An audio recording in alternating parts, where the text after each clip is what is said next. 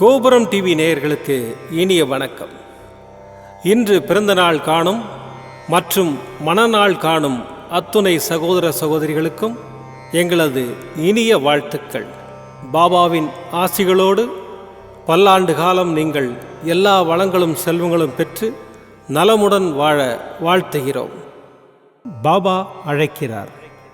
அவரின் பொன்மொழிகளை கேட்பதற்காக, நம் பிரச்சனைகளை தீர்த்து வைக்கும் அற்புதமான கூட்டு பிரார்த்தனை செய்வதற்காக, மேலும் மனம் ஒருநிலைப்படவும் மனம் அமைதி பெறவும் அற்புதமான தியானம் செய்யவும் பாபா அழைக்கிறார்.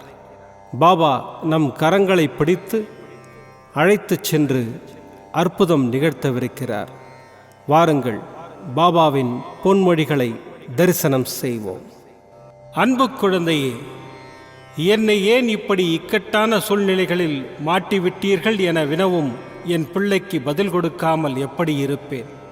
மனதில் வடுவை வைத்துக்கொண்டு எப்படி இருந்தாய் என்று நான் பார்க்காமல் இருப்பேனா? இதை உன் மனதிலிருந்து துடைத்து எறிந்து சுத்தப்படுத்தவே இந்த சூழ்நிலைகளை உனக்கு கொடுத்து கொண்டிருக்கிறேன். நீ நினைக்கலாம், என்ன செய்ய போகிறீர்கள் என்று. நீ தெரியாத வண்ணம் உன்னிடமிருந்து உன் எதிர்மறையான எண்ணங்களை அகற்ற ஆரம்பித்து விட்டேன். மௌனமான நேரங்கள் உனக்கு உன்னுள்ளிருந்து மற்றவர்களுக்கு உன்னை பிரதிபலிக்கும். அதுவே நான் செய்யப்போகும் புதிய முறை. கவலை கொள்ளாதே. நேரம் சரியில்லை என்றால் எல்லாம் தலைகீழாகத்தான் நடக்கும். யாரிடமும் உன் மனக்குமரலை இப்போதைக்கு வெளிக்காட்டிக் கொள்ளாதே. இதற்கு காரணங்கள் இருக்கின்றது. உன் துவாரகமாயி தாயான சாய் அப்பாவான என்னிடம் பகிர்ந்து கொள். நான் இருக்கிறேன். எல்லா திசைகளிலும் உனக்காக அமர்ந்து கொண்டிருக்கின்றேன். உன் சாயப்பா நான் இருக்கிறேன், கலங்காதே. ஓம் சாய்ராம். பாபாவின் அற்புதமான பொன்மொழிகளை தரிசனம் செய்தோம். அடுத்த நிகழ்வு கூட்டு பிரார்த்தனை. நம் மனநலன் சார்ந்த பிரச்சனைகளுக்காகவும் உடல் நலன் சார்ந்த பிரச்சனைகளுக்காகவும் மற்றும் நம் அனைத்து விதமான பிரச்சனைகளுக்காகவும் சாய்நாதரிடம் கூட்டு பிரார்த்தனை செய்வோம். வாருங்கள், இந்த அற்புதமான கூட்டு பிரார்த்தனையை செய்வோம். பிரார்த்தனாஷ்டகம். 8 பிரார்த்தனைகள். சாந்தமான மனம் கொண்ட சாயிநாதரே, அறிவின் சிகரமே, அன்புள்ளம் கொண்டவரே, கருணை கடலே, உண்மையின் இருப்பிடமே, மாயை என்னும் இருளை அகற்றுபவரே, ஜாதி மத பேதங்களுக்கு அப்பாற்பட்டவரே, எங்களின் புரிந்து கொள்ளும் திறமைக்கு அப்பாற்பட்டவரே, அன்பின் இருப்பிடமே, ஷீரடி வாழ் இறைவனே, என்னை காப்பாற்றும், என்னை காப்பாற்றும். ஞான சூரியனே, ஞானத்தை வழங்குபவரே, பக்தர்களின் மனங்களில் உலவிடும் பரமஹம்சரே, அனைத்து நன்மைகளுக்கும் காரணமானவரே, தங்களை சரணடைந்தவரை காப்பவரே, படைக்கும் தொழில் புரியும் பிரம்மாவும் காக்கும் கடவுளான விஷ்ணுவும் நீங்களே. 3 உலகங்களையும் யுகங்கள் முடிவில் தன்னுள் ஐக்கியமாக்கிக் கொள்ளும் ருத்திரனும் தாங்களே. நீங்கள் இல்லாத இடம் இந்த பூமியில் ஏது? எல்லாம் அறிந்த இறைவன் நீங்கள். எங்கள் எல்லோரின் இதயங்களிலும் வசிப்பவரும் நீங்களே.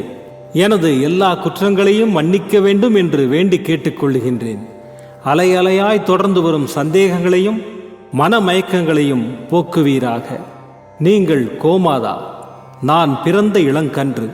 நீங்கள் சந்திரன், நான் சந்திரகாந்த கல். தங்கள் பாதங்கள் கங்கை நதி.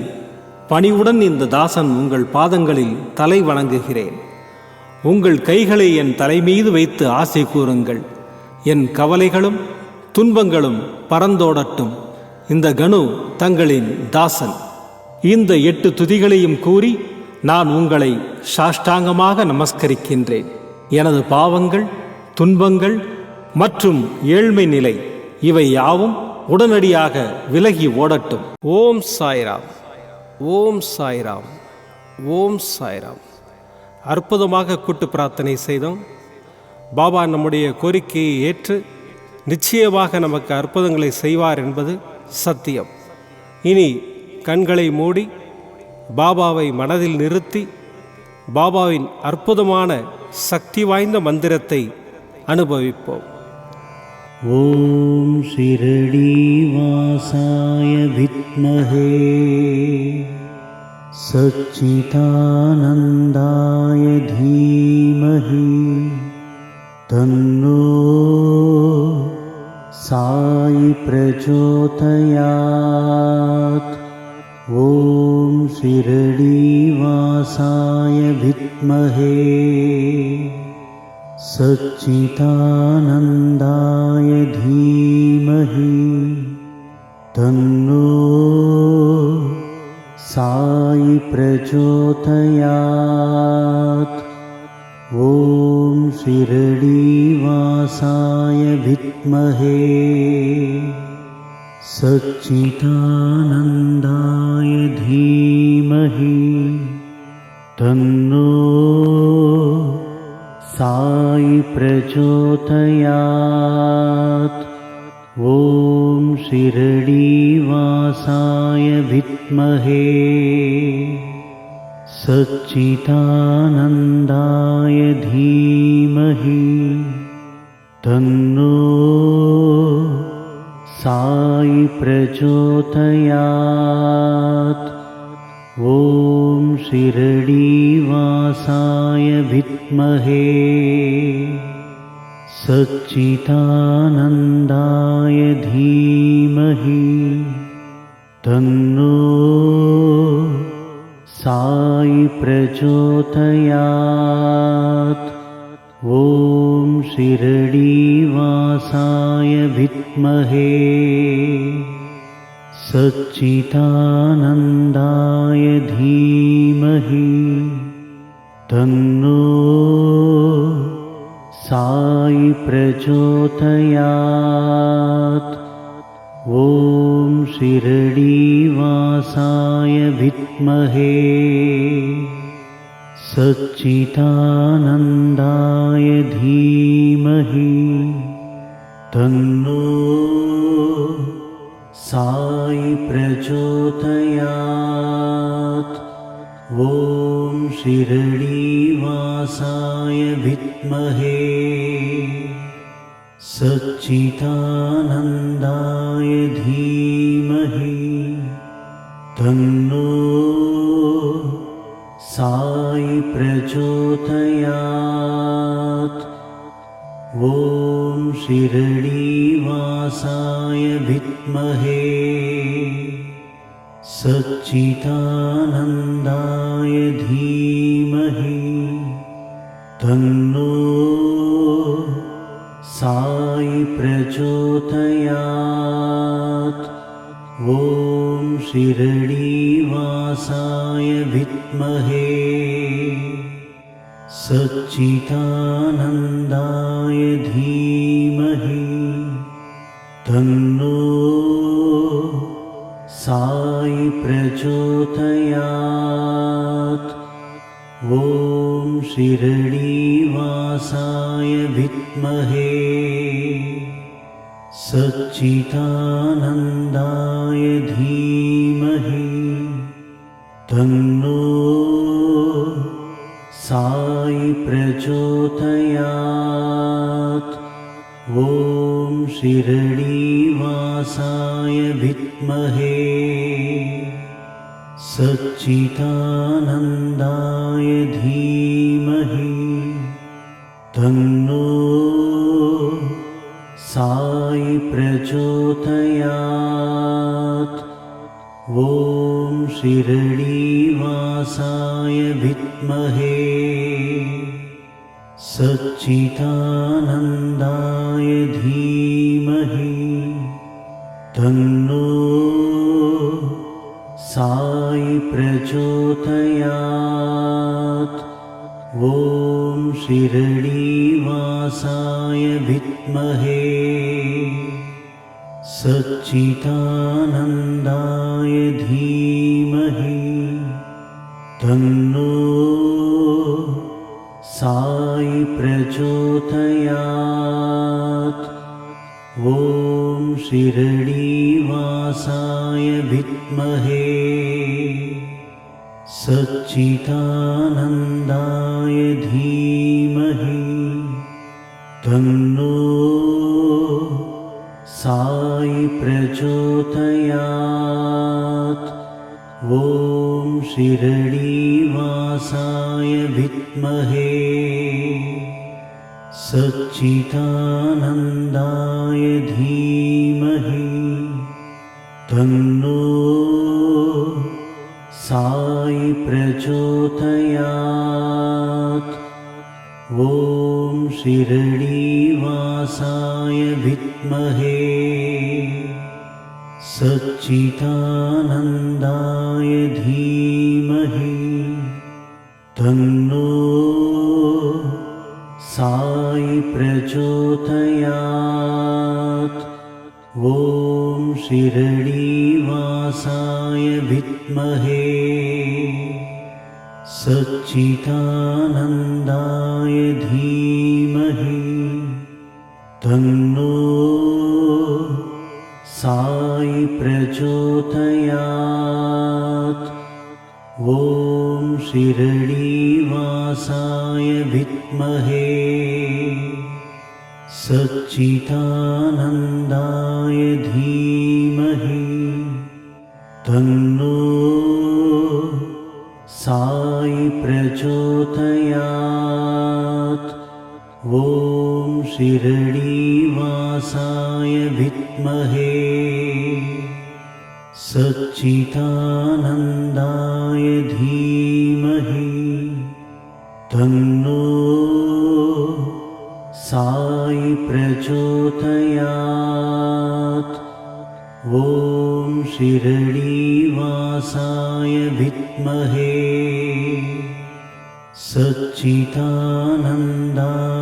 धीमहि तन्नो साई प्रचोदयात्। ॐ शिरडीवासाय विद्महे सच्चिदानन्दाय धीमहि तन्नो साई प्रचोदयात्। ॐ शिरडीवासाय विद्महे सच्चिदानन्दाय धीमहि तन्नो साई प्रचोदयात्। ॐ शिरडीवासाय विद्महे सच्चिदानन्दाय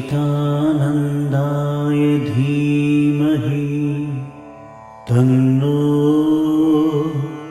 साई प्रचोदयात्। ॐ शिरडीवासाय विद्महे सच्चिदानन्दाय धीमहि तन्नो साई प्रचोदयात्। ॐ शिरडीवासाय विद्महे सच्चिदानन्दाय धीमहि तन्नो साई प्रचोदयात्। ॐ शिरडीवासाय विद्महे सच्चिदानन्दाय धीमहि तन्नो साई प्रचोदयात्। ॐ शिरडीवासाय विद्महे सच्चिदानन्दाय धीमहि तन्नो साई प्रचोदयात्। ॐ शिरडीवासाय विद्महे सच्चिदानन्दाय धीमहि तन्नो साई प्रचोदयात्। ॐ शिरडीवासाय विद्महे सच्चिदानन्दाय धीमहि तन्नो साई प्रचोदयात्। ॐ शिरडीवासाय विद्महे सच्चिदानन्दाय धीमहि तन्नो साई प्रचोदयात्। ॐ शिरडीवासाय विद्महे सच्चिदानन्दाय धीमहि तन्नो साई प्रचोदयात्। மீண்டும் நாளை காலை இந்த அற்புதமான பாபா அழைக்கிறார் நிகழ்ச்சியில் சந்திப்போம். நன்றி, வணக்கம். விதம் விதமான பக்தி நிகழ்ச்சிகளை உங்களுக்காக தந்து கொண்டிருக்கிறது உங்கள் கோபுரம் டிவி. உங்களுக்கு பிடித்த நிகழ்ச்சிகளை லைக் செய்யுங்கள், உங்களுக்கு பிடித்த மாணவர்களுக்கு ஷேர் செய்யுங்கள். மேலும் சப்ஸ்கிரைப் செய்வதோடு மட்டுமல்லாது அருகில் இருக்கும் பெல் பட்டனை கிளிக் செய்து கோபுரம் டிவி நிகழ்ச்சிகளை உடனுக்குடன் தெரிந்து கொள்ளுங்கள். மற்றும் ஒரு மகிழ்ச்சியான செய்தி, கோபுரம் டிவி ஆப்பை கூகுள் பிளே ஸ்டோரில் ஃப்ரீ டவுன்லோட் செய்து கோபுரம் டிவி நிகழ்ச்சிகளை தொடர்ந்து கண்டுகளியுங்கள், பாருங்கள், ரசியுங்கள், பரவசமடையுங்கள். gopuramtv.com பக்தி பக்திமயம்.